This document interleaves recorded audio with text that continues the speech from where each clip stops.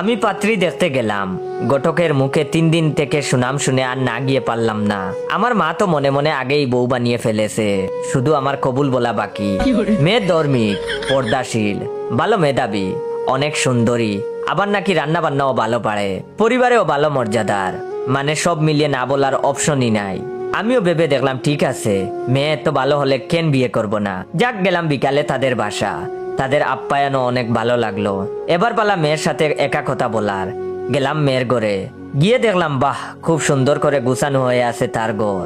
তারপর আমি তার সাথে কথা বলা শুরু করলাম আর তাকে বললাম, আচ্ছা আপনি বুরকা পরেন ভালো কথা, কিন্তু বর্তমানে একটু আপডেট না থাকলে চলে বলেন। তখন সে বলল কি রকম?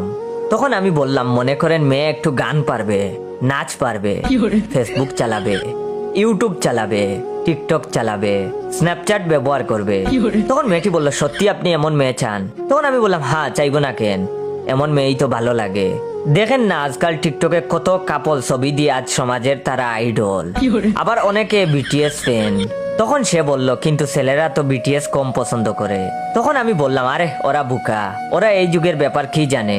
তখন মেয়েটি বলল, সত্যি বলছেন? আমার না টিকটক আইডি আছে, 20,000 ফলোয়ার আমার। বাড়িতে জানে না, বয়ে বলি নাই। আপনি এগুলো পছন্দ করেন তাই বললাম, আপনার টিকটক আইডিটা দেন, আমি ফ্রেন্ড বানিয়ে নিচ্ছি। আর সত্যি বলতে আমিও বিটিএস ফ্যান। এই দেখেন ফোনে কত ছবি তাদের, আমার না খুব ভালো লাগছে। আপনার আমার পছন্দ এক, আমিও বিয়েতে রাজি।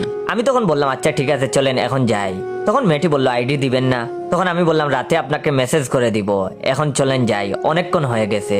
তখন মেয়েটি বলল, তাহলে আপনি বিয়েতে রাজি তো? আমি তখন বললাম, আমি একা রাজি হলে তো হবে না, বাসায় গিয়ে সবার সাথে আলোচনা করি, এরপর আর কি, পালিয়ে নিজের জীবন বাঁচাই।